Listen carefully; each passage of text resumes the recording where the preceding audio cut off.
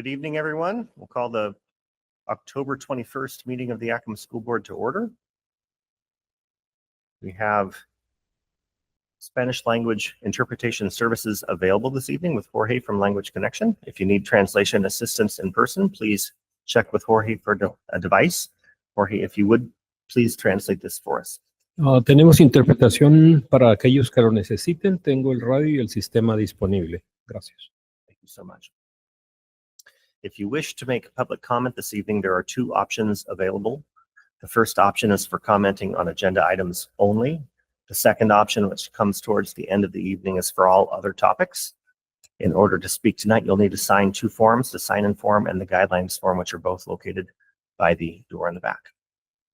We do provide live streaming for this meeting, and the link can be found on our webpage under the Board of Directors tab, or by going directly to the ysd7.org board meetings section of the website. Barb, would you please take the roll for us this evening? Director Walker, Here. Director Navarro Jr., Here. Director Rice, Here. President Beckett. Here. Vice President Villanueva is not here. We will watch for her. Okay. Absolutely. Thank you very much. Thank you, Barb. Please join me in the Pledge of Allegiance this evening.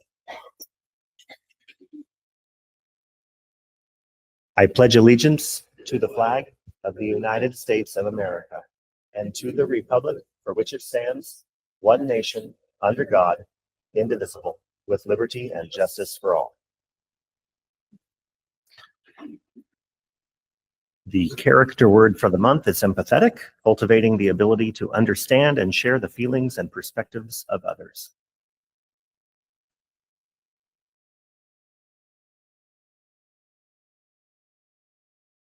Today, the schools of the Yakima School District rest on the ancestral lands of the 14 confederated tribes and bands of the Yakima Nation. Hoy las escuelas del Distrito Escolar de Yakima descansan en las tierras ancestrales de las 14 tribus y bandas confederadas de la nación Yakima. The people of the Yakima Nation inhabited more than 12 million acres. La gente de la nación Yakima habitó más de 10 billones de acres. Across Adams, Benton, Chelan, Douglas, Franklin, Grant, Kittitas, Klickitat, and Yakima counties. En los condados de Adams, Benton, Chelan, Douglas, Grant, Franklin, Kittitas, Klickitat, y Yakima. Today we honor those native peoples who are tied to the land through history, legends, and culture. Hoy honramos a estos pueblos originales que están vinculados en la tierra a través de historias, leyendas y culturas.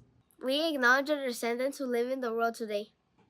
Reconocemos a sus descendientes que viven en el mundo de hoy. We thank the caretakers of this land who have lived here and continue to live here since time immemorial. Agradezcamos a los guardianes de la tierra quienes han vivido aquí y continúan viviendo aquí desde tiempos inmemoriales. An acknowledgement is a simple, powerful way to show respect. Un reconocimiento es una manera simple y poderosa de mostrar respeto. And a step toward correcting the stories and practices that erase indigenous peoples' history and culture. Y un paso hacia la corrección de las historias y prácticas que borran la historia y la cultura de los pueblos indígenas. It also honors the truth. También honra la verdad. As a school district, we will continue to build upon our relations with the Yakima Nation. Como distrito escolar, continuaremos fortaleciendo nuestras relaciones con la nación Yakima. Thank you, Barb. To begin the meeting this evening, we have 4 different reports to the board. The first one is on 1000.1.0, the global end statement for goal number 1. I'd like to introduce Hector Mendez, our Executive Director of Teaching and Learning, and Lucas Yeager, Principal of DELC. There are 28 slides in the board presentation. If anyone would like to see the entire slide deck, you can log into Board Docs and see those. I understand that Hector has fewer slides for us this evening, but I'll turn it over to you, gentlemen, for the presentation. Well, thank you. Good evening, President Beckett, members of the board, President Dr. Green, member of the cabinet. Listen to me. Principal Lucas Jagrin here and I are here to present on goal 1, the early years, which is a strong foundation. And so as was just mentioned, you have all the slides, a lot of data, but we'll only be presenting about 6 of them today. And so we thank you for this opportunity. I'll wait for the slide deck to come on.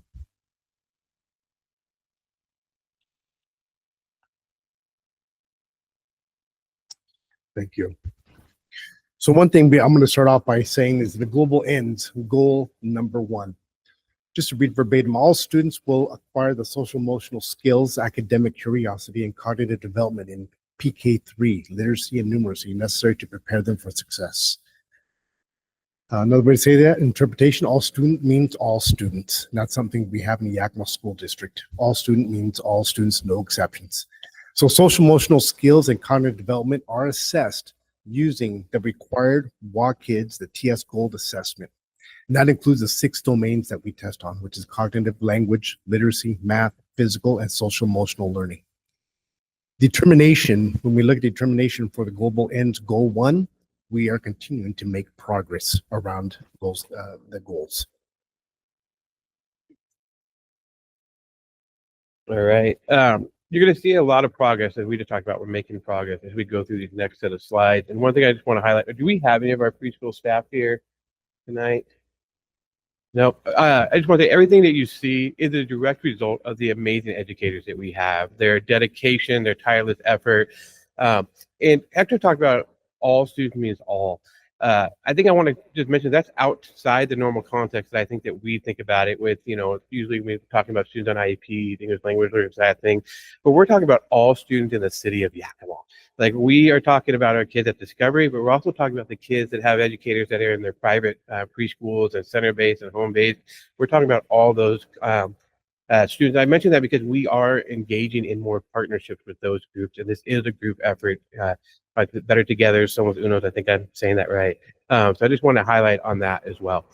But as you see up there in the kindergarten readiness scores that just came out, by the way, we are showing a 4.1 increase in our students who are coming into kindergarten ready, according to OSPI.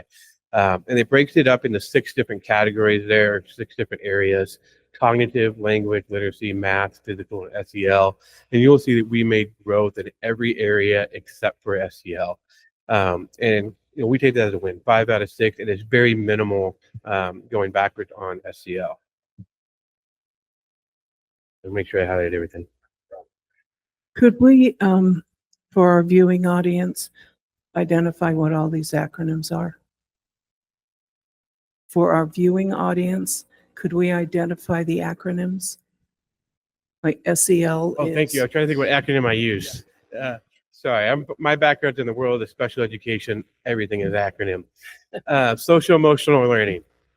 You know what? I talked about a little bit about our partnership. So just wanted to touch base on some of that. The things we are doing to see this increase is we have started a P3 collaboration. So preschool to 3rd grade collaboration, where we are meeting monthly with our community partners. I think right now we're in about 20 partners. There's over 100 that we're trying to get in contact with and meet with, and really just talking about what are the struggles we're seeing, what are the successes, how can we work together to increase those numbers there. Out of that, we came up with a couple workshops last year. So we brought in a speaker that worked on or shared about SEL, social emotional learning, to the broader group, and then we broke up into breakout groups. We had a kindergarten teacher, we had a specialist from ESD, again on that theme of social emotional learning. And then also through that group and through the University of Washington's fellowship program that our elementary principals did last year, we really learned about the value of preschool to kindergarten transition, and really having a lot of conversations about how can we improve that. A lot of principals really dove into that. We had more tours happening. We had just greater conversation. And I think those things are going to continue to see those numbers improve, and we're going to get better at it as well. All right. So we break up those numbers that we talked about earlier, the kindergarten readiness, into ethnicity and gender. Again, you're going to see lots of improvement. Both female and male showed growth. We had a great improvement with our Hispanic, Latino, any Hispanic, Latino, of any races. That jumped up almost 5.5%. But again, you're going to see improvement in every group except for our white students did drop a little bit. Again, minimal drop. We're still seeing improvement overall. And I'm sure you're like, oh my gosh, our 2 or more races, they just improved dramatically. Kind of. There was only, I think it was 14 students in the 23-24 numbers and 10 in the 24-25. So it's a small N size, which accounts for a few more students did better than the previous year. So it looks like a huge jump. And then by program, so we're looking at multi-language learners, low income, homeless, students with disabilities. Again, improvement in almost every group. The only group that didn't show improvement was non-low income. And I want to highlight that because everything else, or I'm pointing that out and calling out because everything else did improve. We are seeing improvement in almost in every other area. We look at our students with disabilities, they doubled. Again, I think that is part of the work of inclusion at Discovery, supporting our community sites. We're going out, we're not trying to take their kids, but we're trying to support them where they are and build the capacity of those educators out there as well. So again, just lots of improvement across the board from all our educators, our students, because of the work of our educators. And then last year, or maybe it was 2 years ago, you guys asked to see a trend line of where our growth is at. We have seen this trend and still trying to figure out why it happens, where we go up and then down, then up and then down, then up and then down. But overall, the trend line is going up. So the red at the top, that is Washington State numbers, and then the blue at the bottom, that is our numbers. We are currently at the smallest gap that we've had in the last, second smallest gap that we've had in the last 7 years. There's a 22.5% gap between us and Washington right now as far as kindergarten readiness. The smallest gap that we had was in 22-23, and that was a 20% gap. So again, we're heading the right direction, and we're closing that gap as we make that progress. And then this goes back to one of our earlier slides.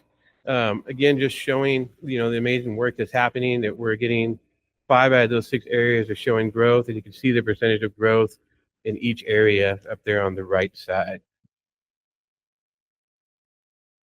And I believe that concludes this first presentation. Oh, also, if we can go back one chapter.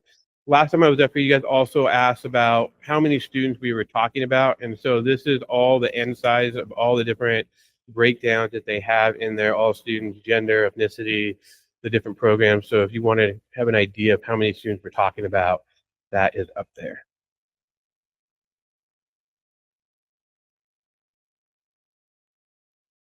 Any questions? Any questions from the board? Do you see, let me start over again. How much of an increase or decrease have you seen in the number of students coming in from around the community? To Discovery. Mm-hmm. So our ECAP numbers are going to always stay the same because we only have 108 slots. So that's going to be the same every year. I don't feel like I've seen necessarily, I was actually just looking at some numbers tonight. I don't feel like we've had a major increase or decrease. I think we've been pretty steady.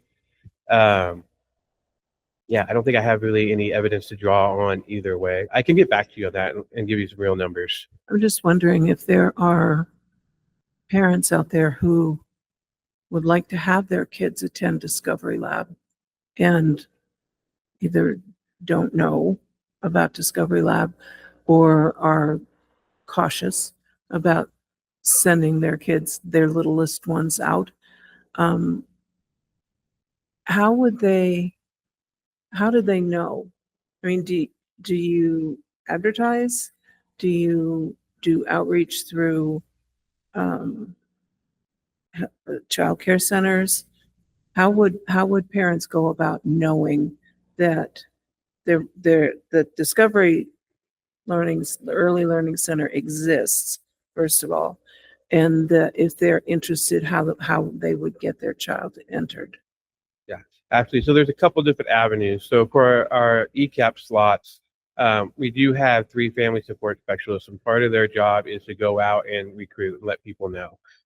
So we have it as simple as we have the banner that says enroll your students in ECAP with we're going to put a QR code on that here pretty soon. But they're going out to family engagement events at all the elementary schools. So as families come in, they're there letting them know. We have done dozer days for the last couple of years, and that's been a big advertisement for us. Just trying to find those type of situations where places where people bring their families.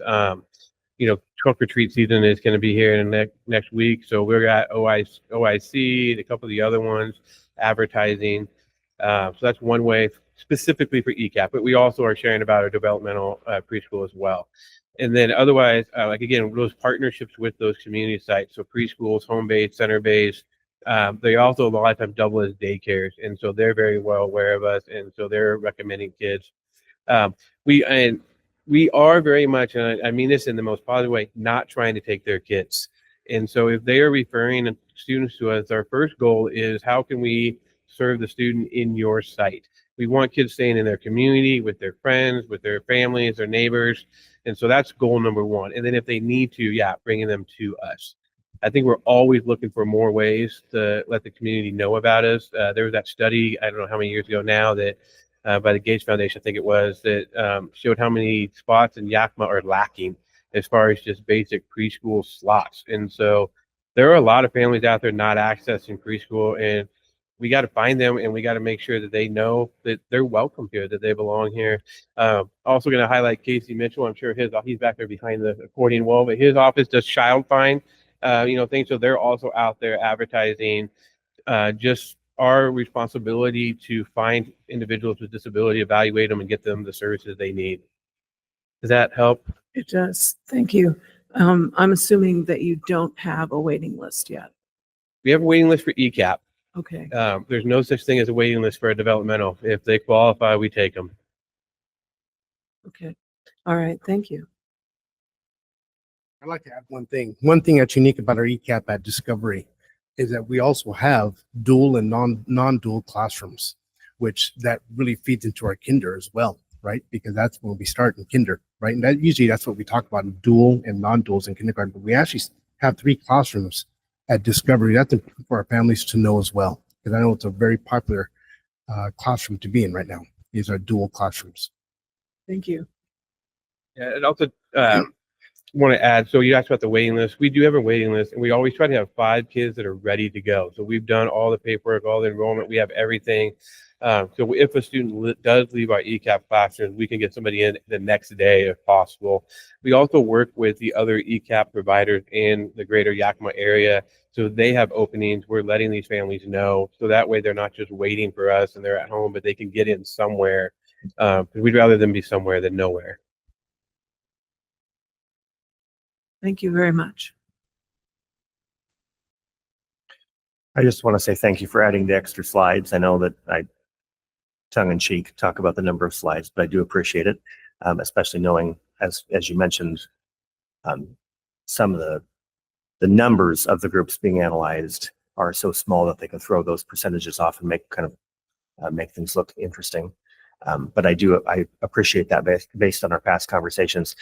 This is one of the most interesting to me because it is so indicative of what is coming down the line for our district. It's also frustrating because it's the group that we have truly the least amount of influence over at this point in their educational journey.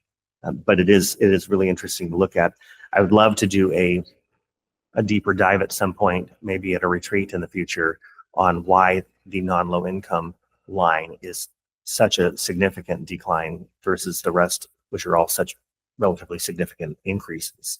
I think that's very intriguing, and would be interesting to see if there's a segment of the community that's being missed in some way, shape, or form. But really do appreciate the report. I don't want to cut off questions if there's anything else from board or from Dr. Green. Okay. Thank you both very much for the report this evening. Appreciate it. Before I come back up here again, I'm going to brown nose a little bit.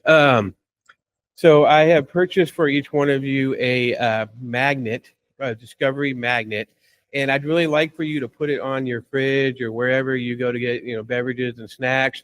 Then every time you go there, to think about our littlest learners in Yakima, the work that we're doing, the great teachers, SLPs, parapros, psychs, OT, secretaries, cooks, custodians, everybody involved, and just how truly special they are. Lucas, I'm in sales. This is not brown nosing. This is shameless propaganda, and it is well thought out and well accepted. So we appreciate it very much.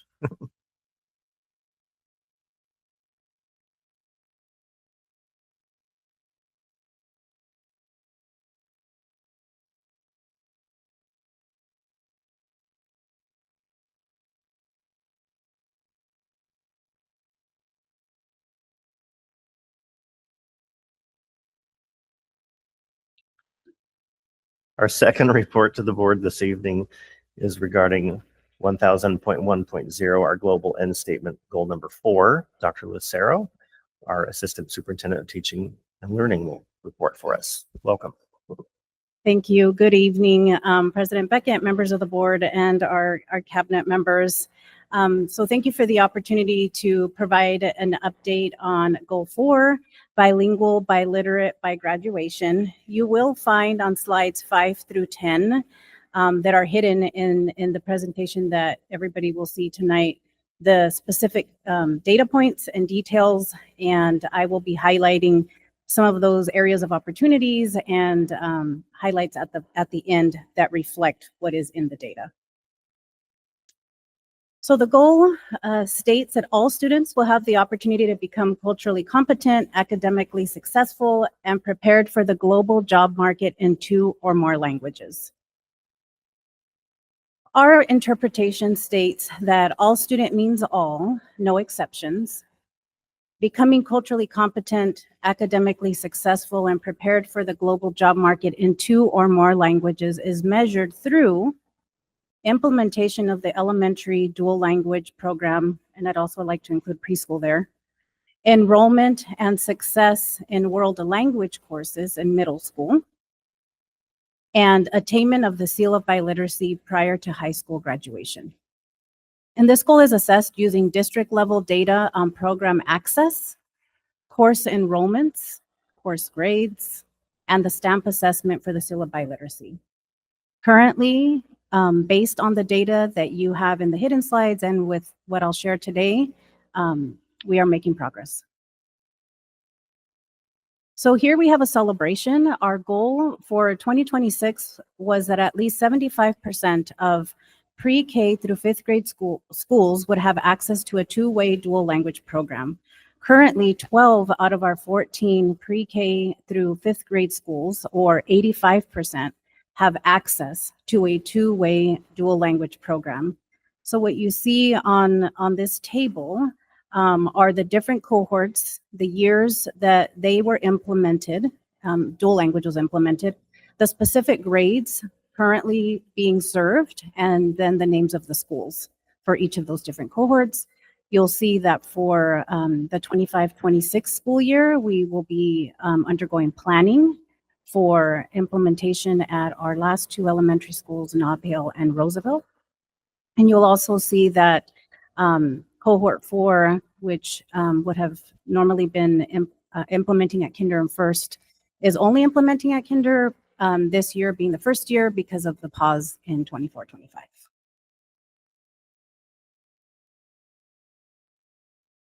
So reflecting on the data that you have on slides 5 through 10, I'm just going to highlight some of our areas of opportunity that you see bolded there.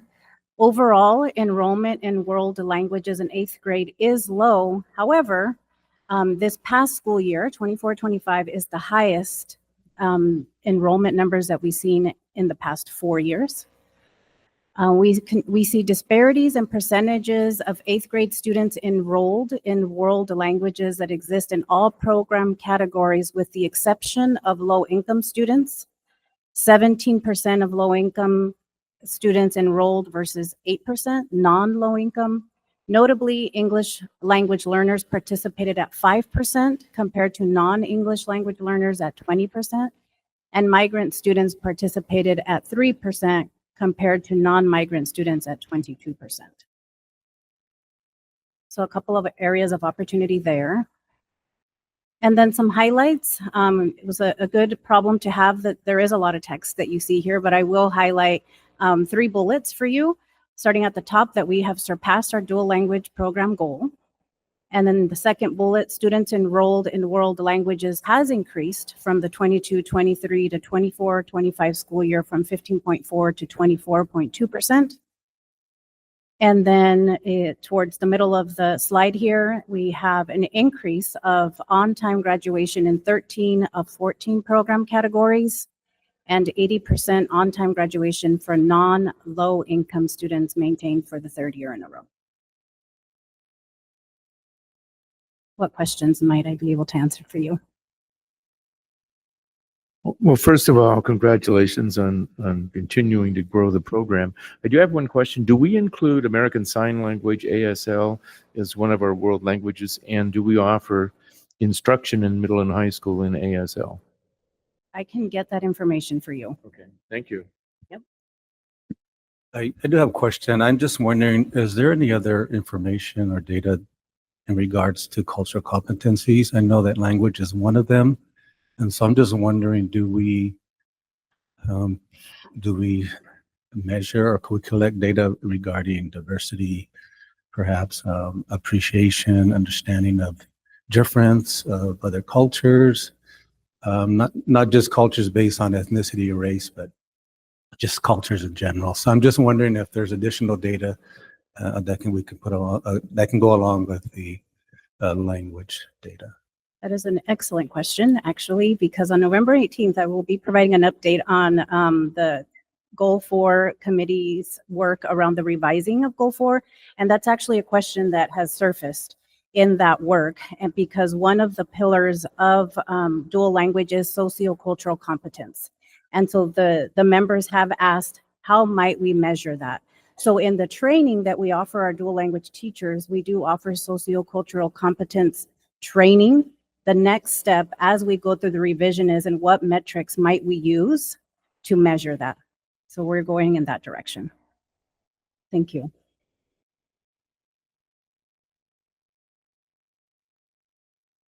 Thank you, Dr. Lucero. Thank you. Appreciate your report this evening.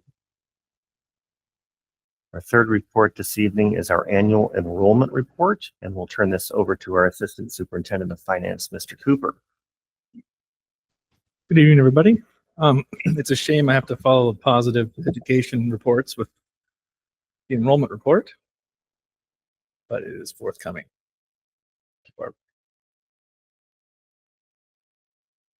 So before you this evening is a snapshot of our current enrollment, and also we'll take you down historical path of where we have been in the last decade or so. Before you, that's a 5-year enrollment projection, actual, and then a projection in 25-26. And you can see the numbers in 19-20, beginning at 15,371, down to 13,900, almost just under 14,000 in 25-26. You've seen this chart many times. This is part of my budget presentation annually. The next bit of information, though, you will find rather interesting. So, Maria had a lot of words. I have a lot of numbers. And so what you see is a 10-year look. It's an 11-year chart, but it does 10-year comparisons. So I want you to look at 15-16. This is focused on our elementaries. This data was brought to the FACT committee a little bit ago and interlaced with facility capacity, which I did not bring you for this report. But you can see our elementaries total FTE was 7642 in 2015-16. And then currently, and those are September numbers, not updated for October, we're down to 6250. The average elementary size a decade ago was about 578, now down to 474. So the average elementary has decreased almost 100. And as you can see from the slide, we are down almost 1,400 elementary students from 15-16. That's a different look at the same data. What is interesting about this is the reductions on loss in enrollment is across the board, except for K-8 Virtual, which is a new program and has gained some steam. You can see, hold on. What I found interesting about the data in particular was, Ridgeview had the largest decline of 163 students. Number 2 was Gilbert, and then the third would be Nob Hill. But the declines range from 8% all the way to 25% and change. So total average elementary decline over a decade is 18.2%, and then the average that's a separate way to look at it. As I said on the earlier slide, down about 100 per, or just under 18%. So are there any questions on this slide or the last one? So I'm me through them quickly because of the wall of information before you. I just have a comment. It's just interesting to note that these schools are the location of these schools, right? And I don't know if there's any correlations there or any, reasons why those schools are decreasing in those areas, right? Where there's the population could be a little different than the east side of town. So just something I'm thinking about, or this is bringing to my attention. So. And Raymond, what's interesting is not in this data set, but we did examine students in boundary and out of boundary.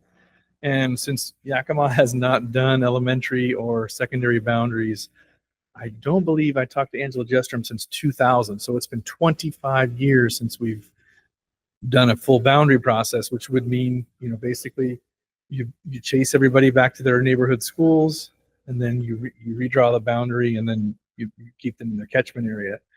I could provide the data later to the board, but each building has several hundred students out of boundary. And that's because part of it is program change over time. Part of it is the transient nature of our population. So I oversee enrollment, and I see kids sometimes move 2 or 3 homes in a school year, or a family gets settled and, we make the decision their siblings have gone there forever. It's parent convenience, and we put them into the out of boundary school. So boundaries have not been adjusted and are very stagnant, which is something we will likely need to address in the future. And that is one of the issues we're facing.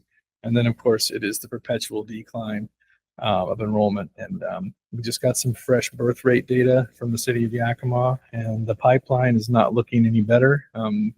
We will likely see cohorts at the kindergarten level, low 900s to mid 8s by the next 2 or 3 cycles, just based on what's in the birth rate.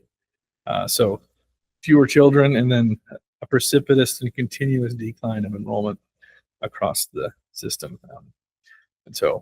And that will eventually, one slide too quick, head to the secondary. It's funny, the middle school snapshot, for some reason, that 3 grade band didn't move much during that decade time. It will as the bubble goes through up to high school, because we had some larger class sizes, our cohort sitting in there. As you can see, high school is down almost 700 FTE since 15-16. Alternative learning is our bright spot. It has grown post-COVID, and the program has continued to build. So that is up about 390. And then in Stanton High School, which was interesting to me, not having a long historical context in Yakima, was to see the decline from 15-16 of 318 FTE down to 164 this current cycle, which is down almost 50% from its peak. Any questions on the snapshot on secondary enrollment?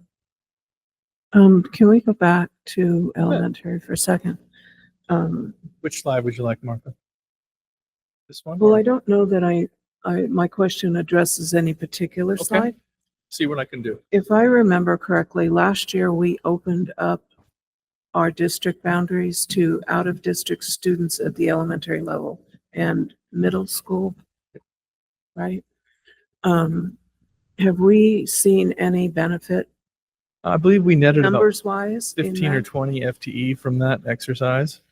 So not a huge amount, because as we did, a lot of our neighbors did the same thing. So there's a lot of open enrollment in the valley and free movement of students, and every district is struggling with the same thing when it comes to birth rate. And then a lot of other districts around us are building kind of vibrant and large ALE programs. And so it's actually pretty cutthroat in that regard. We're almost becoming an open enrollment state as the enrollment continues to decline. So we did net 15 or 20 students from that. And our high schools, they have out of district enrollment as well. It just depends upon their capacity. But again, the whole the whole state demographically is in decline, which of course has led to a large part of our budget issues as we continue to have declining enrollment. Thank you. That's just a graphical representation of the slides before you. Yes. Is this a softball? Yes. Okay, Would just you like to define ALE and explain Yes. what that means? That's alternative learning experience. And that usually, in a lot of folks, that would be your part online, your part in person. You have to do check-ins. So ALE has several types of models it can run. Sometimes we have our parent partnership. That's considered ALE or alternative learning as well. And you continue to grow that. And I know Miss Melanie is in the back. She's brought in a significant amount of FTE through parent partnership this cycle. So that's something new, and that adds to that number. So that's one of our, as I said, that's our bright shining star when it comes to enrollment and tracking program. And we continue to build that out, both at Yakima Online, which was the 912, and then K-8 Virtual, which is our K-8 program. That's a good question. Appreciate that. And that is just a graphical representation of the road we just traveled. So any questions? This year's enrollment is a budget to actual. Just had October finalized. Is about 100 below projection. About I was off by 40 at kindergarten and another 45 at middle school. For some reason, from August to September, and I was giving the middle school principals a hard time. They were asking for more staffing. I'm like, well, thankfully I did not give it to you, because for some reason the kids fell off the roster. So we lost almost 60 kids between August and September. And usually the hard part about Yakima is we don't find out about our enrollment until rather late, because we don't run a process before school starts. So a lot of withdrawal and changes happen right at September and October, and we're chasing them to make sure they're going to be in attendance, or are they actually withdrawn after their 20 days. So. Any questions on enrollment? I guess my only question is more of a demographics question.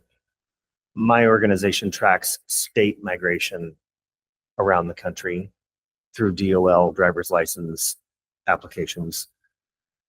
I don't know if DOL breaks that down regionally to where we, like you're talking about the city of Yakima birth rate information.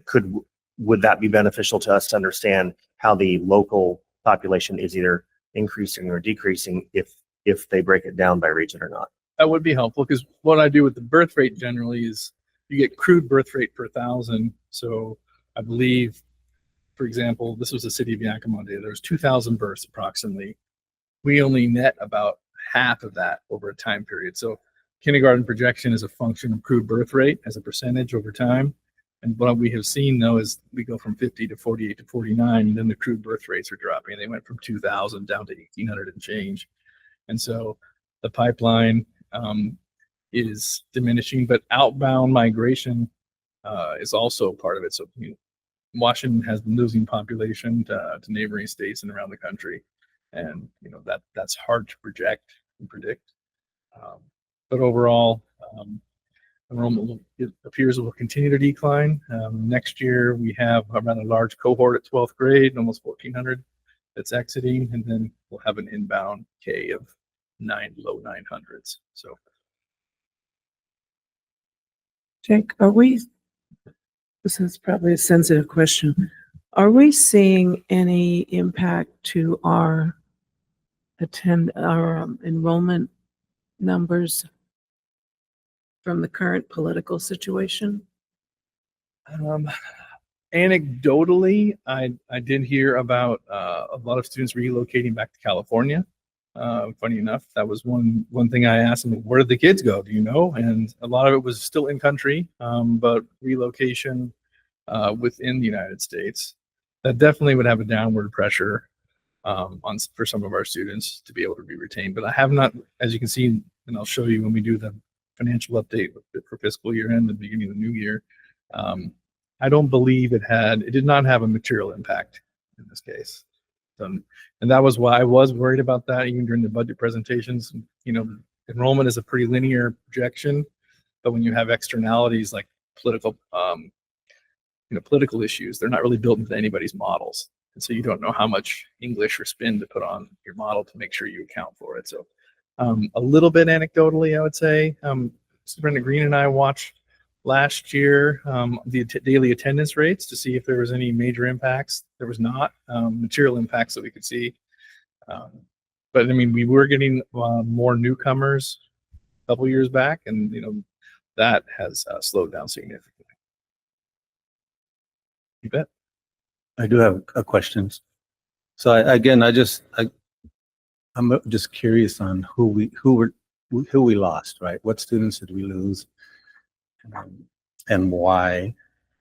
So I know that the birth rate accounts for probably a percentage of the loss, right? And the relocation and so forth. But how about those students that are in the community that are not attending, right? Maybe perhaps I know that at the state level, there was increase in students transferring or attending private or religious schools. So I'm just wondering what can the school district do to get those students back, right? I don't know. I'm just something I'm thinking about. I don't know if the pandemic effect is still impacting the school district. I don't know. And so this perpetual decline, I'm thinking we need to figure out who we're losing and why, and then develop a plan to go after them, to invite them back into the school district. So those are just thoughts I'm having in terms of your presentation, and maybe perhaps there's other variables or other factors that are attributing or that are contributing to this perpetual decline in enrollment. Because if we continue, it's just going to continue to impact our budgets, perpetual impact on budgets, right? And I don't foresee going from every year having a riff, and for the next perpetually, I guess is the word that's sticking with me. So I don't know. So those are just my thoughts. I just thrown out there. What can we do about it? Thank you. Do we do exit interviews with families? Not that I'm aware of, no. I mean, a lot of times, the only time we know they're gone is when we get a records request from another district that they've moved. And so sometimes families know they're going to move and they'll communicate in advance, and then we can withdraw them and have a conversation. But if it happens over the summer or a break, and the next thing you know is we just get a records request from some district across the country or a neighboring district, that happens more often than not. Our families believe it's private, and they don't want to say why they're leaving. I know that even some of the private schools, though, are starting to see enrollment declines themselves. There was wait lists, and they were busy during COVID, but a lot of that has run out, and so we're also seeing a decline even in some of our neighboring private schools. It really is a birth rate. I mean, it truly is a demographic and birth rate issue. Thank you. It's a birth rate issue, and it's a huge increase in homeschooling. I mean, there's post-COVID lots of factors. Yeah, homeschooling's up. I think I don't even know the percentage. It is up significantly in Washington State. Yeah. Well, Jake, you have successfully taken all of the wind out of Dr. Lucero's report. I told you. Well, But we do appreciate the statistics. One of our board policies specifically refers to our board consulting with demographers and with organizations in the community for looking at the future for our enrollment. And I think this sort of a conversation is very helpful and something we have to continue. So, any other questions for Jake before we move on? Okay, hearing none, then we'll move to our fourth report this evening, which is our English Spanish language arts report. And Jamie Lee, our Executive Director of Teaching and Learning, will report out. Welcome, Jamie. Thank you.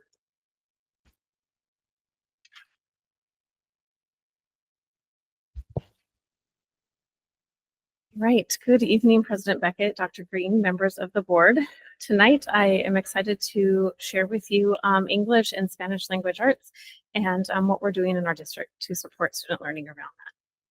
So I do want to begin with a metaphor. So if you'll turn your attention to what is referred to as Scarborough's reading rope, this is a metaphor to a skilled reader. So think of reading as if it were a rope. made up of many strands, and you'll see those strands broken out on the left side of the graphic. Each strand represents a skill that helps a student become a strong reader. There are two big parts that work together for reading for readers to be fluent and create meaning from reading. So looking at the bottom, the blue side of the rope, that is the word recognition part. This is the strand that's all about being able to read the words accurately and automatically. It includes recognizing familiar words, sounding out new words, and understanding that letters make sounds and sounds go together to form words. When this part is strong, students can read new words quickly without struggling over each one. The second part, or the top part of this rope that is outlined in red, is the language comprehension part. This is the part about understanding what words mean, putting them together to make sentences and make meaning of those sentences, connecting ideas, and using background knowledge to make sense of what you're reading. When that part is strong, readers can not only decode the words, but also really understand the story or information that they are reading. So thinking about those two parts of the rope as they fuse together, they weave together to create smooth reading, effortless and meaningful. This is why good reading instruction needs to support both sides of the rope, the decoding and the comprehension piece. A student may struggle if one part of the rope is weak, so it's important to help develop both. In short, reading isn't just one skill, it's many skills working together to create fluent and meaningful reading. So that's important to understand all of these small aspects as we dive into the plans that we are working on to grow our students, as well as the assessments that we are delivering. So I will make reference back to the reading rope a couple of times throughout my presentation. So I wanted to start with just our overall data that we're very familiar with, and this is our Smarter Balanced Assessment data. This assessment's given one time of year, generally in the spring at the end of the year, and gives us a snapshot of where our students are performing relative to students in the state, according to our Common Core state standards. So what is in front of you, outlined in blue, is the Yakima School District, and outlined in orange is the Washington State average. And this is only for English language arts. So when combined, if thinking about level 3 and 4 as being students who are performing at or above benchmark, the Yakima School District last year performed at an average level of 31%. And the state of Washington performed at an average level of 51%. And what I'm doing is combining level 3s and level 4s. These bars represent all of the students who take the test. So they are compiled of 3rd, 4th, 5th, 6th, 7th, 8th, and 10th grade students. And then sometimes we have 11th grade students who have to make up the assessment as well. What this data does for us is it helps us to identify strengths of where students are performing in our state standards, and then also offers us areas of improvement for the next year's instruction. So thinking about how do we make decisions for the current year in real time, we now have the opportunity to look at a new data set that I have in front of you, which is called our Star Renaissance data. This is a platform assessment that students will take 3 times a year. So we'll actually have fall, winter, spring data. What is before you is our fall data. This is the very first time our students have taken this assessment. And the data represented in front of you is aligned to the state standards. So if you think about a level 3 student has to perform in the 65th percentile, according to in the whole nation, to be considered a level 3 or 4. And so at this moment in time, this is where our students are performing. This data is powerful for us because it gives us the opportunity to dig deeper into what each grade level's performance is and identify who our students are that need additional support and opportunity. So it's an early predictor, but gives us the opportunity to actually focus on state standards that our students are struggling with or need pushed further into, so that we can make those real-time decisions to impact the performance on the Smarter Balanced Assessment. So looking at this data in front of you, just looking at 6th grade, for example, level 1, the students are at about a 48%.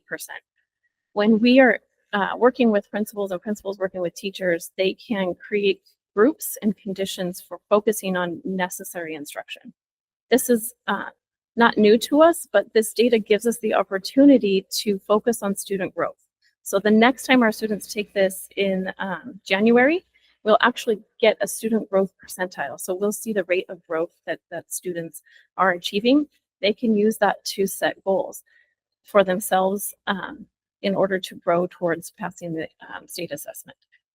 Additionally, this data gives us the opportunity to show students how they are performing relative to the state assessment, but it's kind of like a practice for game day, right? So that it's not a big secret when they take the Smarter Balance assessment.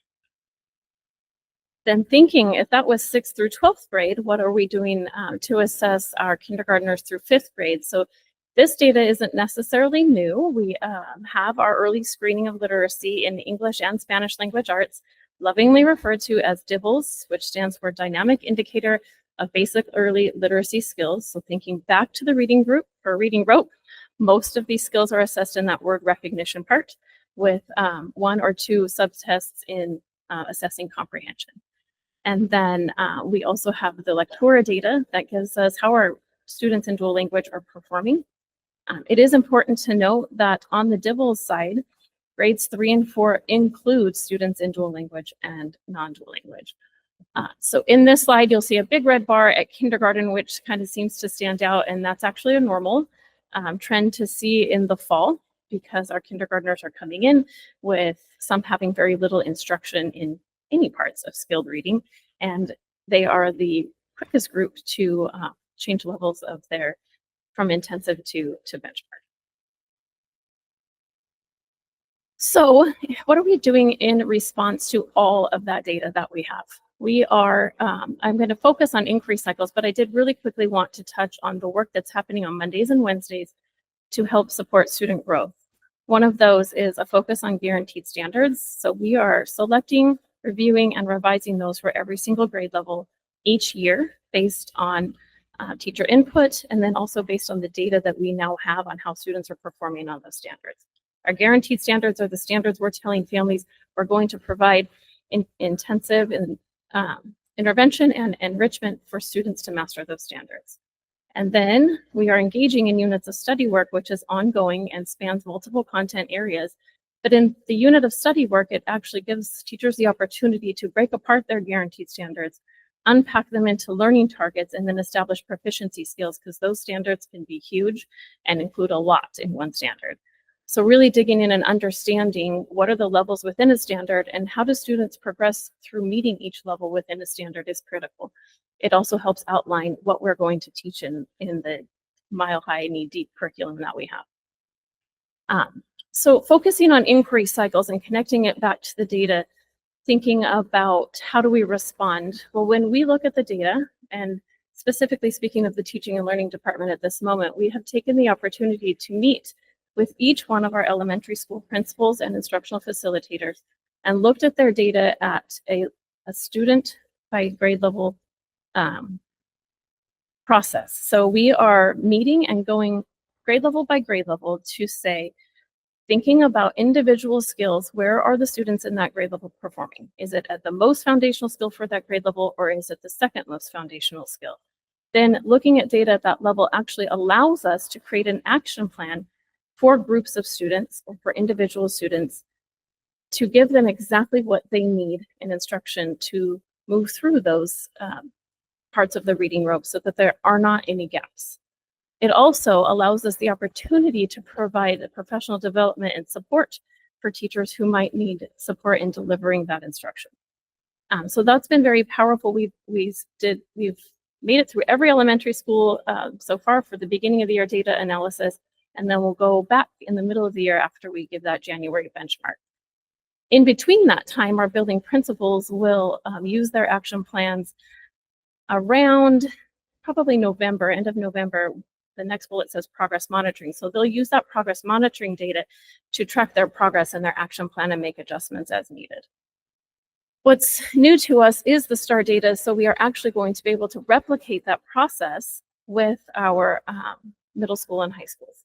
So we will get to look at data and actually make instructional decisions for how we are meeting students where they are at. And then future work for Monday and Wednesday time is actually beginning to develop common end of unit assessments in English and Spanish language arts so that we can actually have some really good data by student by standard.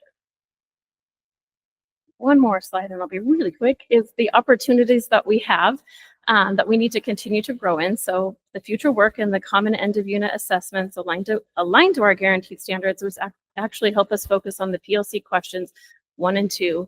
What do we expect students to learn and how do we know if they're learning it? Then streamlining our literacy intervention, which we also call Tier 3 instruction, and supporting what that looks like across all schools. So students, no matter what school they're in, are getting similar intervention and support. That answers PLC questions 3 and 4. And then continuing the literacy inquiry cycles in all buildings. So they're completing that cycle of looking at data, creating an action plan, executing their action plan, and then responding to their new set of data. So what has been successful? Well, the literacy inquiry cycles with each elementary building, we found it to be very helpful and successful. And we have amazing action plans that have already been executed, and we're seeing growth out of those. The implementation of individual inquiry cycle documents that buildings are using outside of the work that they're doing with teaching and learning. And then the construction of the systems that allow us to monitor student learning to identify support and intervention and extension, which gives us the real-time data to make those decisions in the moment so that we're not waiting for that summative score. And that's it. Any questions? Thank you. I'm hoping that these efforts will work. I have a couple questions. What are we doing at the middle school level when we have students arrive in 6th grade that are reading at a 2nd grade level or 3rd grade level? What interventions are we doing? And by the same token, what are we doing at high school when we have 9th graders arriving reading below a 4th grade level, which I know we have? So what are our strategies to address some of those issues?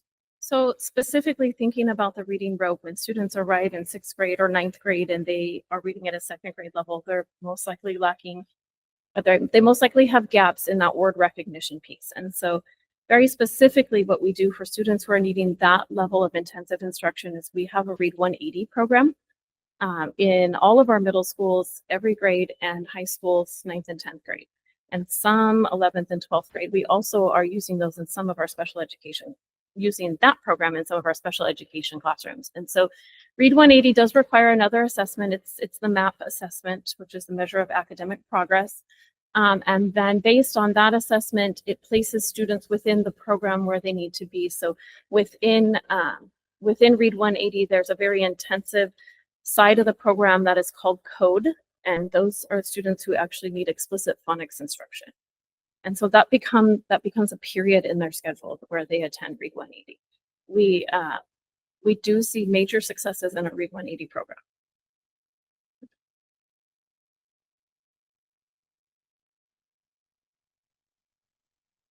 Thank you, JB. Appreciate your report this evening. That'll take us to our updates section of the agenda this evening. To begin with, does any member of the board have an update for the board members this evening? I've got a legislative committee meeting this weekend, so out of that should come the proposed platform statement that will go before the WASDA Board of Directors for their approval. We should have that by our next meeting, the 5th of November, I hope. And we've got annual conference coming up, the 18, 19, 20, is that right, of November? 19, 20, 21, that weekend anyway. It's in Seattle this year, and I'm wondering who all will be attending. Do we know? I will be attending, and I'm also attending the pre-conference in law.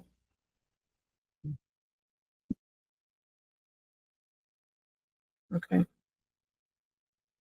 All right. They are making some accommodations for me in the general session or meal times. So we'll have a table for our district. And I'll let those who are attending know that.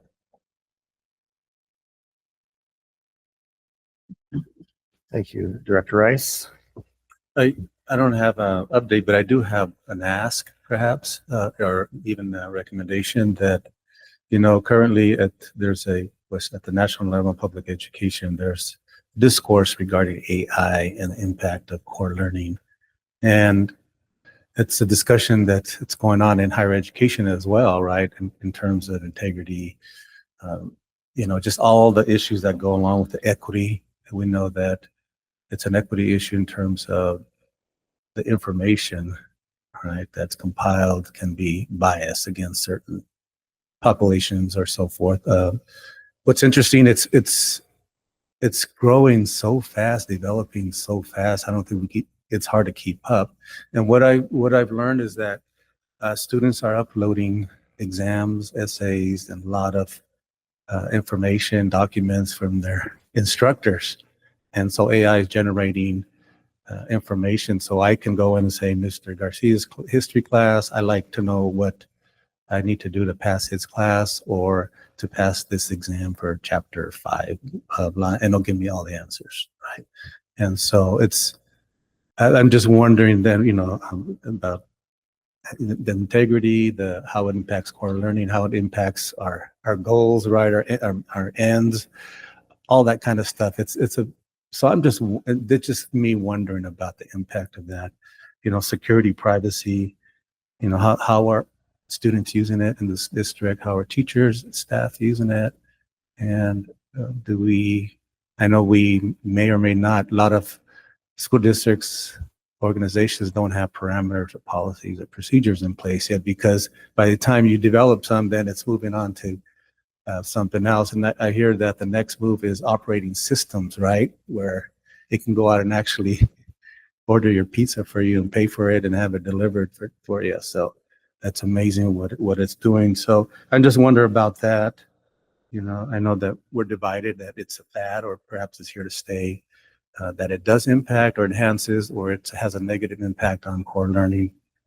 And so just wondering about that and what is it that we're doing as a district to keep up with that and to help our students to actually utilize that. So that's something that has an interest of mine, and perhaps the superintendent already has some thoughts about that in terms of the future and providing some presentation or work study for us. So that's just an ask that I have personally, because it is becoming more and more of a challenge for not only higher education, but I believe public education at all levels. So,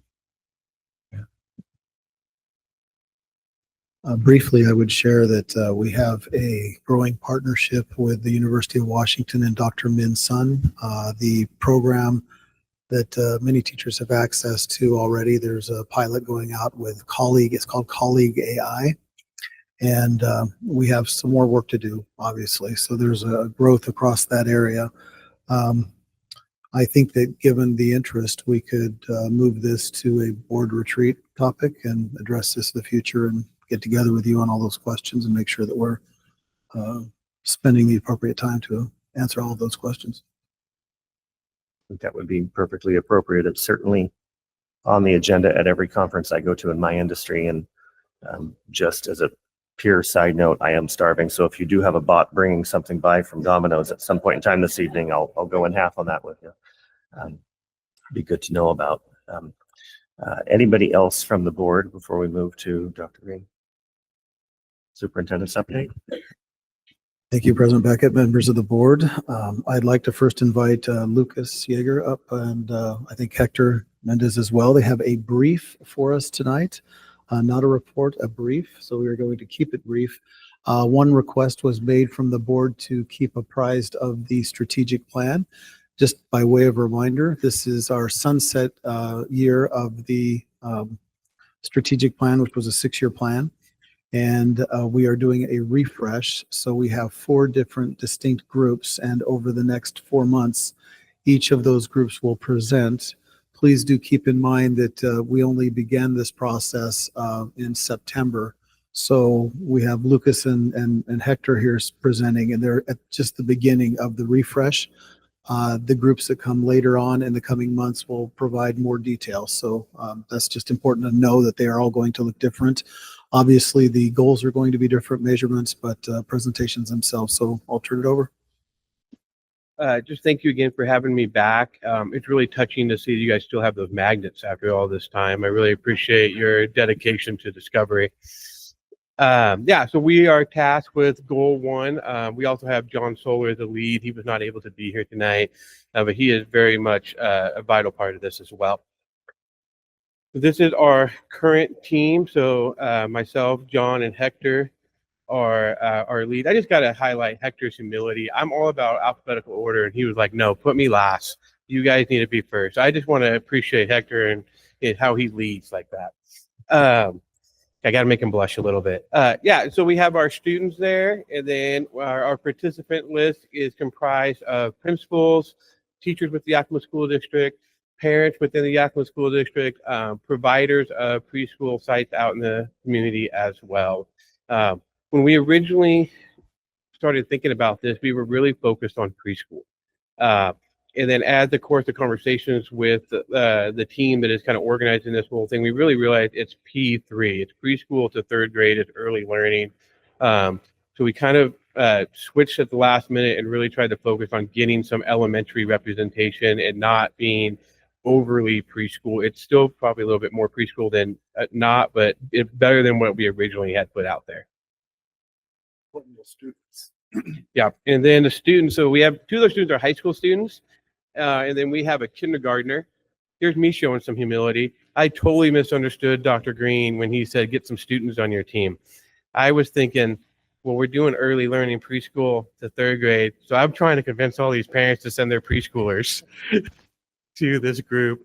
So Jaylani is actually a kindergartner, and she was a vital part of our first meeting. But I'm very thankful that Trevor was able to bail me out and give me some high school kids to be a part of our group as well. I will ask more questions next time. So the community commitment from the last strategic plan is, we reviewed this earlier as well, at least 19 out of every 20 students entering kindergarten, so 95%, demonstrate kindergarten level skill development across 6 key domains: physical, social, emotional, literacy, cognitive, language, and math.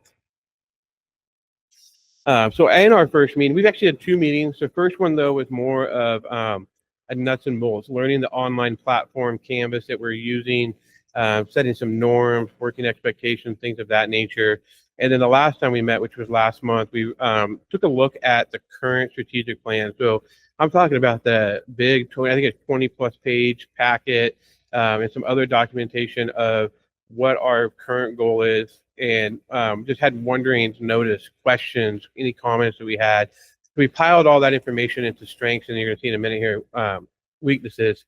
But our strengths that our team really focused on was that the goal was had a purpose is clear and early focus.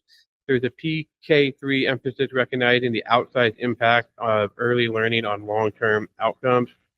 It was whole child framing. So social, emotional, physical, language, cognitive, literacy, and math are all named. It's a nice balance. It's not just academics. Play and SEL, social emotional learning, were explicitly valued. There's some different breakdowns of the goal, and it called out resilience, purposeful play, creativity, and prudent risk-taking, strong alignment to developmentally appropriate practices. Continuum to grade 3 proficiency. So it tied the early years to end of grade outcomes in literacy and numeracy, while keeping the why front and center. And then bold community commitment. The 95% kindergarten readiness target sets an aspirational North Star that can rally partners. Our weaknesses that we kind of honed in on is to go narrowly focused on kindergarten readiness. So while the statement, or while the 20-page packet in there, part of it was goal 1, it talks about a lot of things, PK through 3rd grade, but it's that the commitment that we talked about earlier honed in on kindergarten readiness. So it really seemed like it didn't incorporate the whole PK to 3 mindset there and what we needed to do. It stopped short. It's, you know, that should be something that's important that we're looking at, but we probably should have a goal that's more around third grade level. Small district preschool pipeline. Again, we at Discovery only get about 15% of the students. And so every year the kindergarten students, it varies between 10 to 20% from what I've seen come out of Discovery. We have very limited amount of students coming out that we are directly influencing, which goes right into the next one of limited district leverage over most student readiness. Again, we just started the P3 collaboration with our community partners. Before that, I don't know how much contact we really had with them, how much influence, how much we were working together. And even now, like I said earlier, we're only working with about 20 out of 100 plus partners. We're very limited in that, in the kindergarten readiness. And that is something we should still be working on. We shouldn't give that up. That is going to be a great thing for us in the future as we build that up and work better. But it was a weakness right now as we went into this this goal, I think it was 6 years ago. So the plan, so in August, we had our pre-meeting. We talked about norms, expectations, working agreements. Last month, we got together and we talked about purpose, review current strategic plan, notice, wondering, questions, ideas. And I'm going to just pause for 1 second. We've got some great direction from the overall strategic plan team. I'm not sure what the official title is, but they've set up this Canvas platform. I think Henry Sampson has been the architect behind that. And it's really allowed us to give all the information ahead of time to our participants so they can review. Like for October, we're going to meet actually this Thursday. We've uploaded all the data about kindergarten readiness and reading and math up through third grade, Dibble stuff, all the stuff you heard Jamie talking about just a while ago. And so they can review that ahead of time. We also uploaded other district strategic plans so they can look at those ahead of time.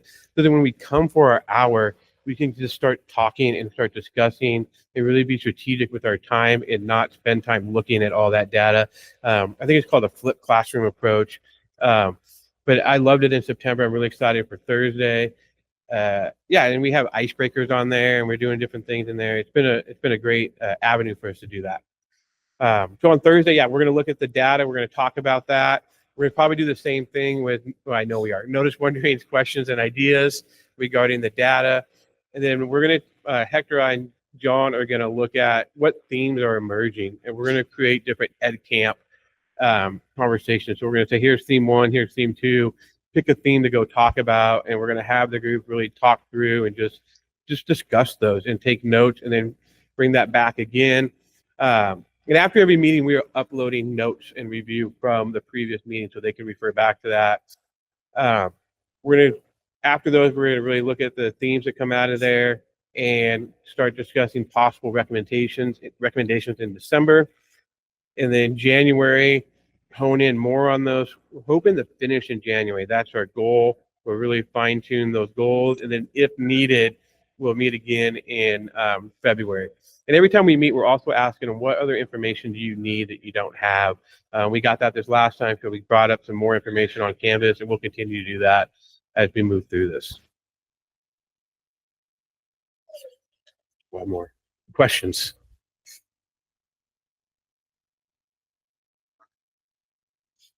You've accomplished quite a bit already.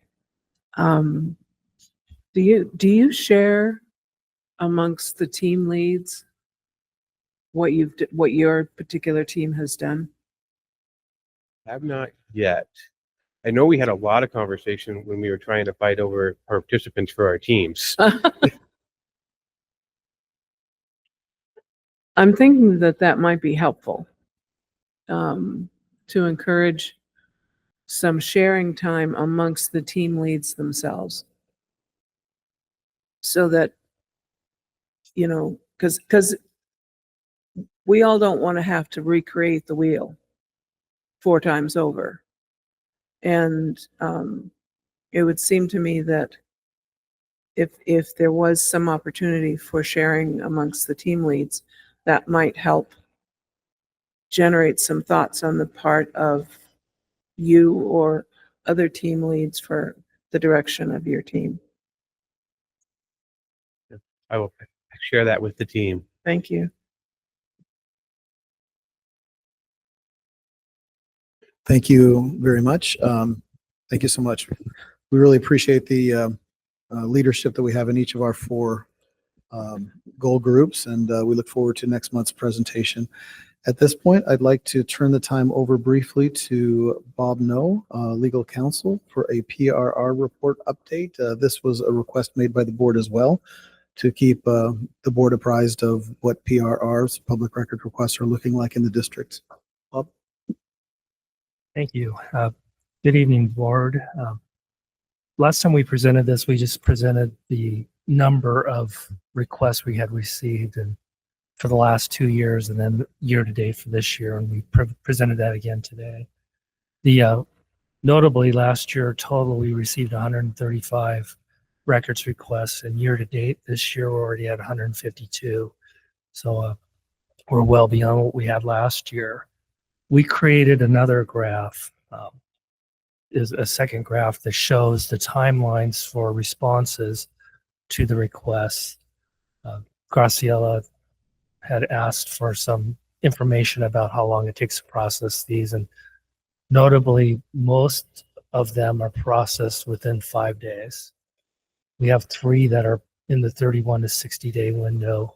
Those are larger requests that require a lot more time to process, and even those ones we send out installments prior to trying to complete within the 60 days. We haven't had one go beyond 60 days this year yet. So hopefully that's information that's helpful to the board, and we intend to monthly just provide this to you and have it available for your review. Thank you. Yeah, I just want to say before we go on, I really appreciated seeing this.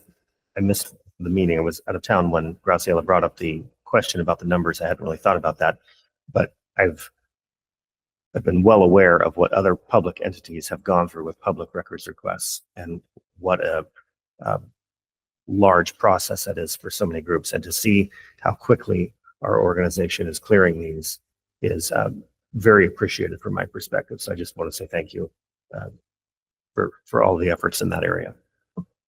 Thank you, and thank you, Bob. Appreciate that, and convey our gratitude as well to Monica Lake, who does a tremendous amount of work as well.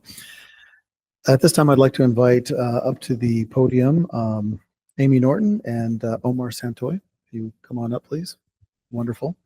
And it's my pleasure at this time to share that we have an award winner from SNO. Now, SNO is the School Nurse Organization of Washington. It's the premier nursing association for school nurses in our state, which began in 1956 and have worked ever since to keep our students healthy so that they can learn without distraction. And in part of the organization, they have an award that is nominated, obviously, and it is a nurse, it's a non-administrator, I believe it is, of the year. And so, non-nurse administrator, thank you.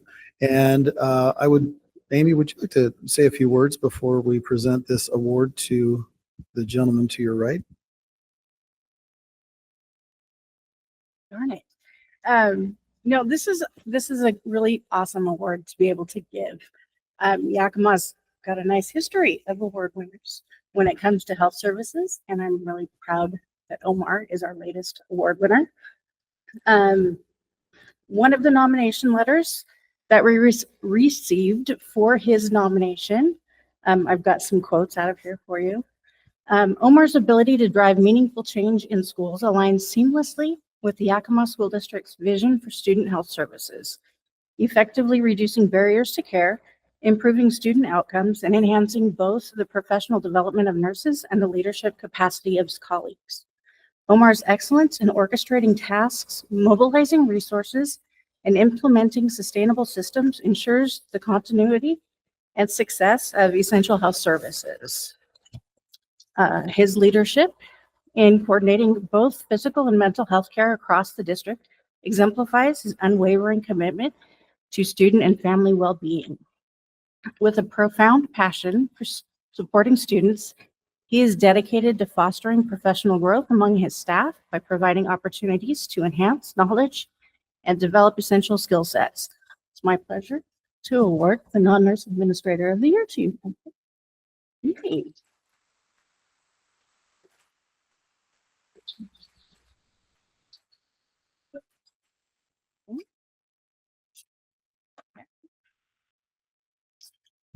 I will keep this brief. I just want to call out, it is amazing to be attached to our health services department here in our district. We have an amazing staff working with our wonderful community.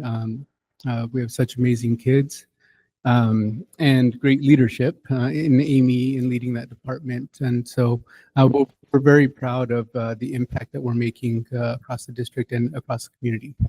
Thank you. Thank you so much. All right. Wonderful. And the next item, there's another briefing here with, yes, another brief by Jake Cooper here. We've been sharing some bond information, and he has prepared a slide here just to update the board on what it looks like in our county. This will be a singular slide, unlike the 5-slide brief prior. No, just kidding. Before you this evening is a compilation of the bonds that have been run in Yakima County since 2010.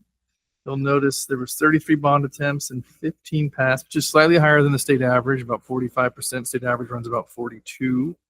You will also notice there's only one district that hasn't run a bond measure since 2010 on that chart before you. And then you can see the bonds run and pass. For example, our neighbors, I think Sela has about the best batting average. Those are the run multiple measures, about 50%. But again, this does show and highlights that we in the Yakima County have not run a bond since 2010. And particularly, we talked about the large districts last time. This is a more local look of those districts that have sought capital measures since 2010, 33 attempts and 15 passed. Thank you, Mr. Cooper. Do we have any questions on this slide? Can we remind folks what the pass rate is, what the requirements are for voting for and passing a bond? You bet. Thanks, Martha. It's a two-prong, 60% plus one, supermajority, and then also 40% validation. So 40% of your prior year's general elections. So take, for example, this year's November election. After that would be the next election run would be your validation requirement. And some districts do fail on validation based on turnout, which is unfortunate when you get a supermajority and you don't have enough turnout to actually pass the measure. Thank you. Are there any other questions from the board? Okay, then I will actually point out that on that slide, I think the best batting average is probably Wapato. They were 2 out of 2, and we had another couple of districts, but certainly Sela did have the most attempts, and they're passing that at 50%, which is above the average. So I just wanted to make sure that we were aware of that. Other items, just to apprise the board, we have a legislative breakfast at ESD that is December 9th. It will be sent out to you. It'll be waiting in your calendar invite. That breakfast is from 8:30 to 10:30, and we have several legislators already confirmed. So it's ESD 105 Legislative Breakfast. Do we have a location, Barb? Yes, Yakima Museum. Yakima Museum. So again, that will be in your calendar invitation. Also, we do have our next board meeting is Wednesday, November 5th. That's it's off the regular schedule, so it's not on a Monday. It will be on Wednesday, November 5th at 4 p.m. That is a site visit at Lewis and Clark Middle School. Other items that I think the board would like to know is that we do have a student senate meeting tomorrow morning. So we have around from 30 to 40 students from 8th grade to 12th grade that will be participating in a 3-hour student senate meeting. That will be held at one of our partner opportunities at Boyer Baker Bank. So we're proud of being able to reach out and collaborate with a local business and have them host us, and we're grateful to them for their donation of a space. Also, just to follow up on one of the questions, I believe it might have been Director Navarro that was asking about our students and recovering our students. We do have 500 students that are being a list of 500 students that are being recruited back to the YSD, and that's happening through the work of Principal Melanie and what she's doing at the online opportunity school that we have. So that list is being in the evenings calls are being made, night classes and opportunities then to recruit some of those students. And we continue to see the great work that she's doing and her staff, obviously the work that's going into recovering students, which also accounts for the larger number that we're seeing, the positive outcomes there with the number of students enrolled in our online program. And then just to notify the board also, this last weekend, I had the opportunity to, on Saturday, spend the day at the University of Washington presenting with Kelly Aramaki, who is kind of becoming our sister school, so to speak, our sister district. So Kelly Aramaki is the superintendent of the Bellevue School District, and he and I were able to present to the doctoral students at the University of Washington, talking about school finance, the disparity that we see between the two schools, especially when you have a state funding model that only a handful of states have in our country, where the money does not follow the student, so to speak. There is no weighted percentage that accounts for the inequities that we see. So probably the most glaring number that I was able to share was if you take the state and local funds that we see, or that Bellevue receives per student, there's over a $9,000 difference in local and state funds. And if you multiply that by 15, you're looking at $143 million per year that they receive more than what we do for our student count. So that is significant when you're talking about equity and the opportunities that that money does provide, especially when we have to take funds out of other existing locations to address things like maintenance issues and whatnot. So another opportunity when we start considering potentially a bond. And I believe that's the last item I have this evening. And just want to thank you again for the direction on the strategic plan. As you saw, we had that opportunity with Lucas, and we have those forthcoming opportunities. But the two report outs that we had tonight on the ends reports, I think, speak to the vision of our community and certainly the support of the district, you as board members, in moving both our early learning and our multilingual programs forward, specifically our dual language and what's happening there, but also our dual language outcomes that we see. So thank you. Thank you, Dr. Dean. The highlights for community engagement section is attached as normal in board docs. The list of future or upcoming board meetings is attached. There is a letter also included with building and other district events attached to it. Does any member have any questions about the calendar this evening?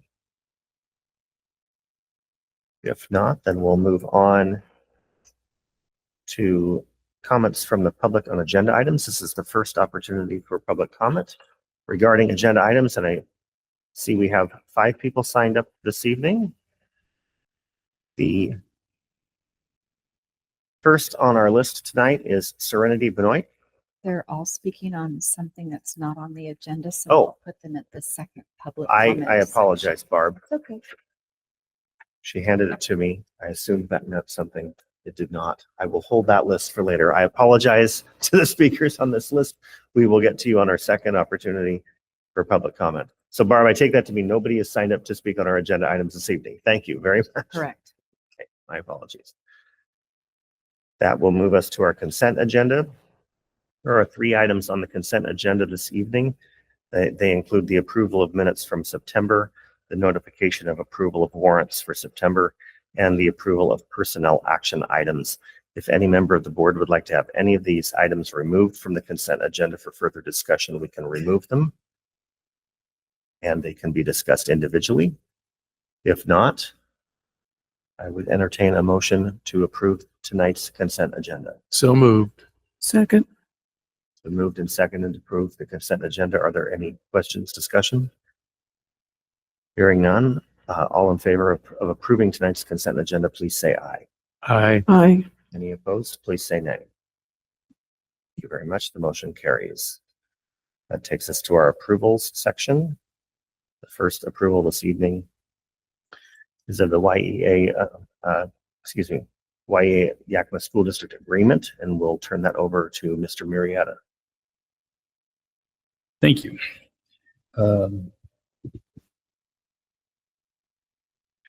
We would like to report that we have a successful 3-year agreement. The YEA Association voted for and ratified the agreement. It is a 3-year agreement with an increase in the base wage by 2.5% in the first year, plus an additional optional day. In the second year, it is an increase of 0.5% to the TRI, which stands for Time, Responsibility, and Incentive Contract. And then in year 3, $500,000 increase to VIBA for a 3-year agreement. If there's any questions or concerns, I am recommending to support and endorse this and pass it. And I'd also like to take the opportunity to thank the YEA bargaining team, Chief Negotiator Jeff Durrett, YEA President Francis Guerrero, and the rest of the bargaining team, Michael Clark, Jennifer Hernandez, Kimberly Wahlberg, Raina Goodwin, Erica Rodriguez, and Chad Quisnell, who were all instrumental in having a collaborative, positive agreement. I'd also like to thank the district's team of Jay Cooper, Maria Lucera, Kim Newell, Bill Hilton, Olivia Martinez. Thank you. I move to approve the YEA agreement. Excuse me, Mr. President, I wanted to say something before that. I just want to apprise the board that I need to, due to a potential conflict, that I need to recuse myself from any discussion and vote on this action item. Thank you. Understood. Thank you, Director Navarro. Director Walker has made a motion to approve the agreement between YEA and the Yakima School District as presented. Is there a second? Second. We have a motion and a second. Is there any discussion? Barb, would you please call the roll on this item tonight? Yes, Director Walker, Aye. Director Rice, Aye. Director Navarro Jr. is abstaining, and President Beckett, sorry. Aye. Thank you. Motion carries. Thank you very much, Mr. Marietta. I noticed you left your name off that list, but thank you to you as well for your work with that. I thought that was implied, but it was also my last agreement with as chief negotiator. So I really want to thank everybody for the opportunity. So thank you very much. Our second item on our approval section tonight is resolution 02.25.26, which is the approval of cancellation of outstanding warrants. Mr. Cooper. Good evening. Before you is a perfunctory resolution. The district brings to you, because we have warrants and not checks, that if they are close to 1 year or approximately 1 year without being cashed, we then cancel those warrants and then they get returned to the state for in lost property, for lack of a better description. And those folks, we can go after them at that point in time. So this is one where we clean up our books and provide you, and required by state statute, for you to take action on the item received.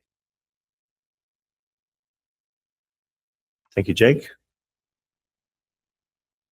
I move that the board approve resolution 02.25.26, cancellation of outstanding warrants. Second. It's been moved and seconded. Is there any discussion? Hearing no discussion, all in favor of the motion, please say aye. Aye. Any opposed? Please say nay. Motion carries. Thank you. The last approval, oh, excuse me, that was our last approval. So that takes us to our second opportunity for comments from the public. And I have my list handy and ready. We do have 5 people signed up this evening. Please understand with the time constraint, if the timer goes off, please understand we may call you to wrap up. Please don't be offended by that. We want everybody to be able to be heard who has signed up this evening. So to begin with, Serenity, are you here? Please come on up to the podium. Serenity from Heritage University. Am I pronouncing Benoit correctly? Benoit, thank you. Thank you for being here.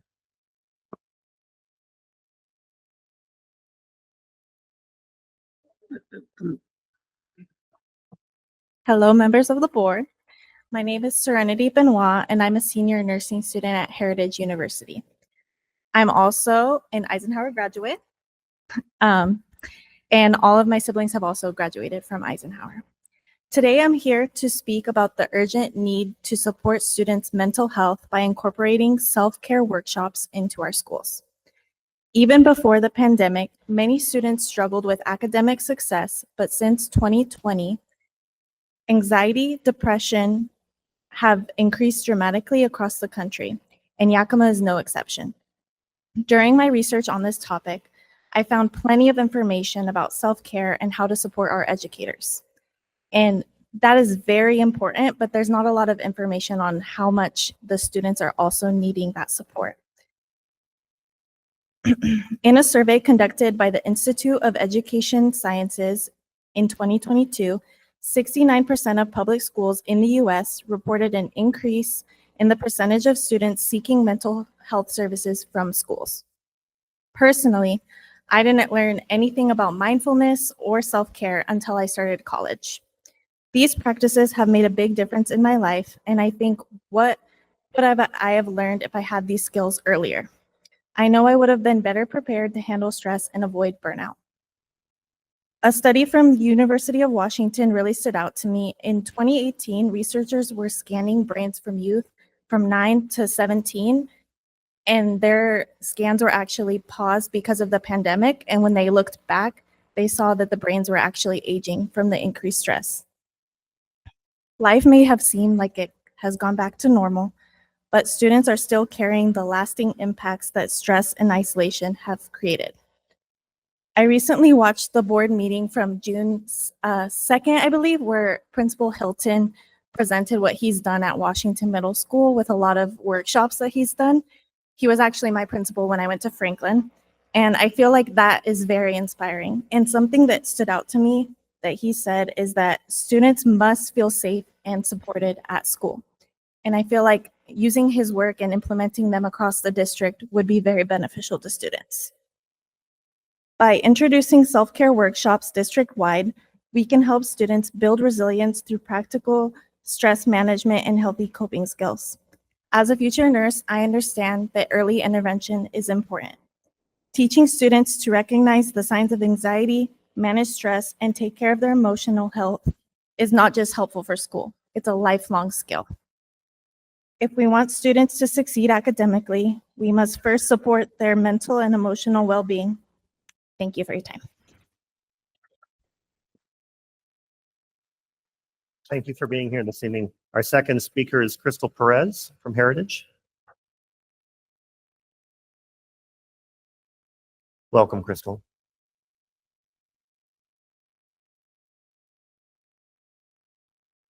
Good evening, members of the Yakima School District. My name is Crystal Perez, and I'm a nursing student at Heritage University. I grew up in Yakima, attended schools in this district, and remain strongly connected to this community.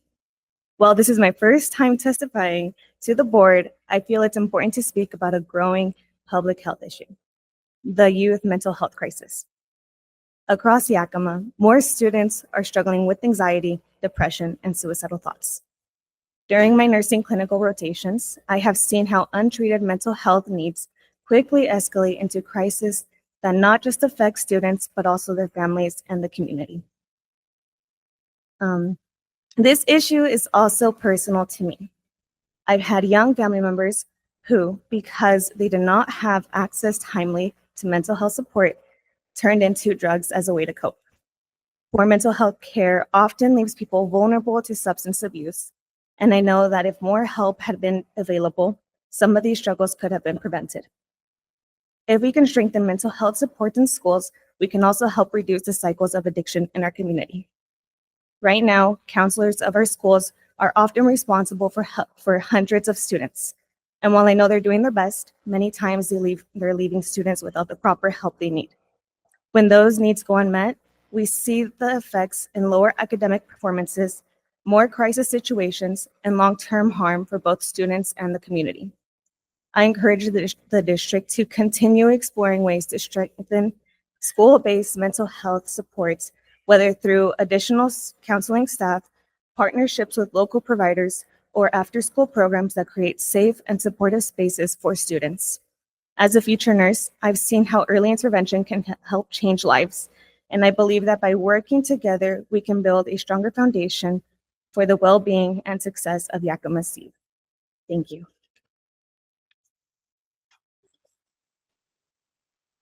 Thank you, Crystal. Next on our list this evening is Cassandra Zanil. Welcome.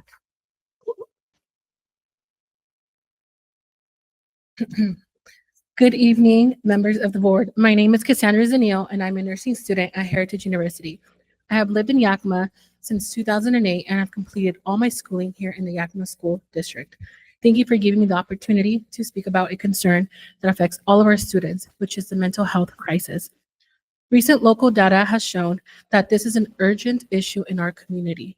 In the Yakima County, a recent report found that 38% of 8th graders reported feeling sad or hopeless in the past year. This is higher than the state average in the state of Washington, which is 35%. Additionally, 18% of 8th graders in the Yakima Valley had seriously considered attempting suicide. We also have a predominantly Hispanic population, and as we know, they face additional cultural and systemic barriers, such as mental health being stigmatized. These students may have less support at home or at school, and fewer resources may be available to them. Poor mental health in students has concrete consequences, such as difficulty concentrating, increased absences, a higher risk of dropping out, behavioral issues, and social emotional distress. These students cannot learn to their full potential when their minds and hearts are burdened. Gun violence, alcohol abuse, substance abuse isn't the only thing that is harming our children. It is also poor mental health. We owe it to our children to create an environment where they feel safe, seen, and supported. As a former student who also suffered with their mental health during adolescence, I recommend 3 things. 1, ensuring that every school, elementary through high school, has dedicated psychologists or counselors who hold psychology degrees, not just a general social worker. These professionals are bringing specialized training in children and adolescent mental health. 2nd, providing culturally responsive support for Hispanic and immigrant families, such as bilingual counseling, outreach to families to reduce stigma, and education that mental health is real and treatable. Lastly, implementing early screening and consistent school-based programs, such as social emotional learning beginning in elementary grades, safe spaces for students to talk, peer support groups, and clear referral pathways when students show signs of distress. In closing, our children's minds are the foundation of their future and our community's future. We must act now to fund, staff, and prioritize mental health infrastructures in our schools. I thank you for your time and your commitment to the well-being of every student in the Yakima School District. Thank you.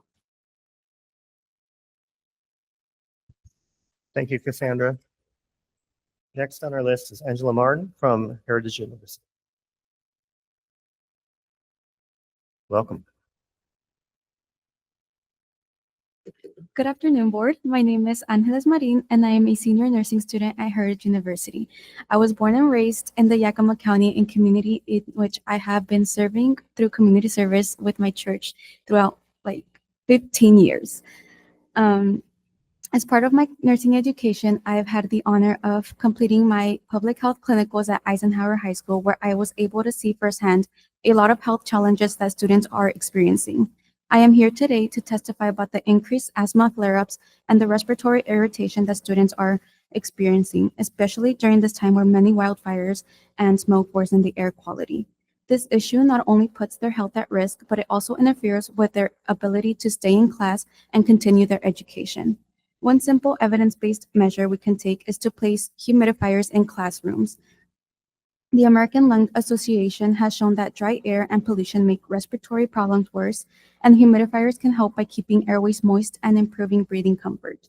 Some may worry about the cost or maintenance, but portable humidifiers are affordable and easy to maintain, especially when compared to the medical and hospital emergency room visits or missed school days from the asthma. Improving indoor air quality will help students stay healthy, teachers breathe easier, and families feel confident that their children are learning in a safe environment. This is a community in which I deeply care for and want our children to succeed. As a future nurse, my role is not only to treat the problem, but to prevent illness and promote wellness. I respectfully ask that you consider requiring humidifiers in each classroom. By supporting this, respiratory issues will decrease along with better attendance. Thank you for your time and your commitment to the well-being for our children. Thank you. Thank you very much. Last on our list is Mr. McKenna. Steve, are you here? Welcome, Steve.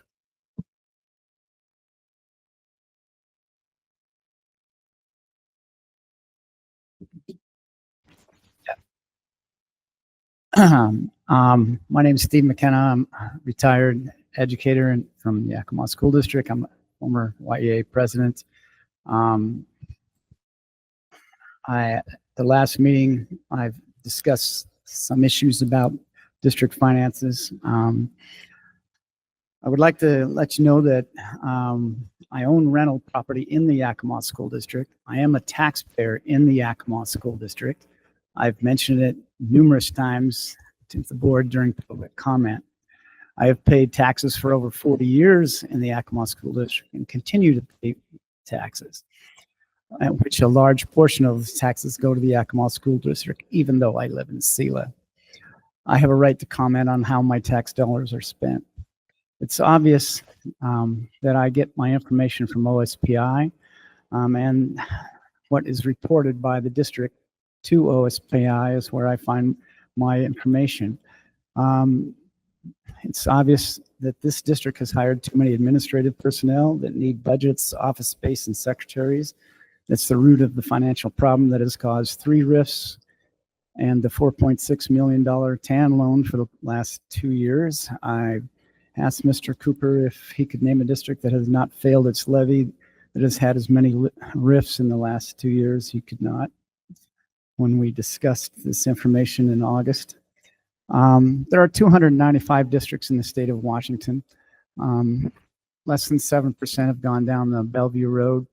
That most likely was caused by some of the same issues in Yakima, using COVID money to hire personnel, not reducing personnel by attrition when enrollment declines, not budgeting properly. It is just wrong that classroom personnel that have no input in these budgetary decisions are RIFed.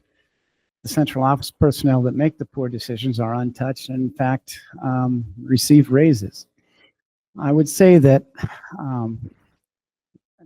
you have a demographic issue that Mr. Cooper showed that is coming very quickly and has been coming for multiple years now.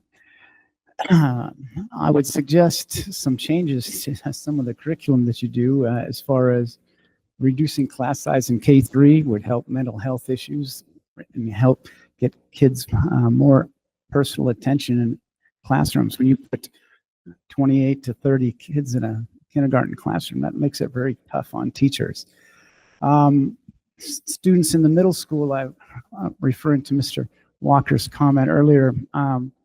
One of the things about reading that's very important is they need to find reading that they're interested in and that they enjoy. And by getting rid of middle school librarians and high school librarians, you've just taken a major step backwards in that respect. So anyway, I will stop now since I'm out of time. Thank you. Thank you, Steve.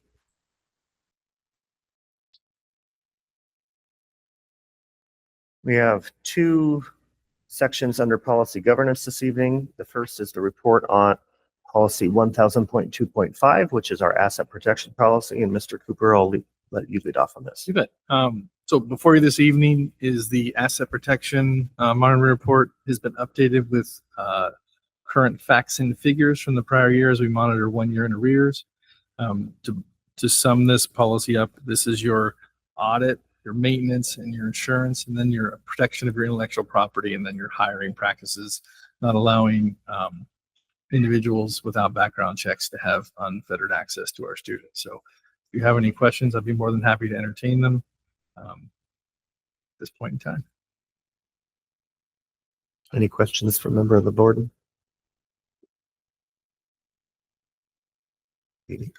Excuse me.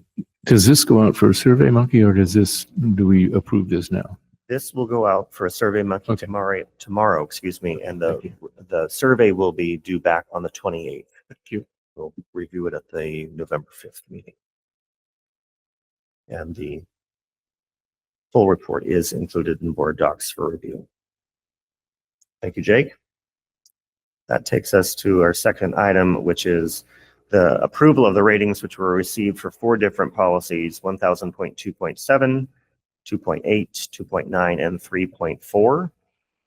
The responses are included in your board docs package. Does any board member have any comments that they would like to expand, elaborate, or add to?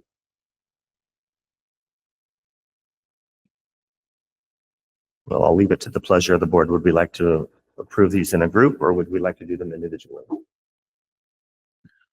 I move approval of, shoot.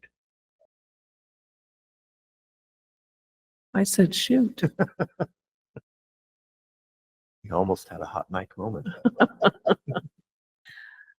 I move approval of policies, the monitoring reports for policies 1000.2.2, 1000.2.8, 1000.2.9, and 1000.3.4.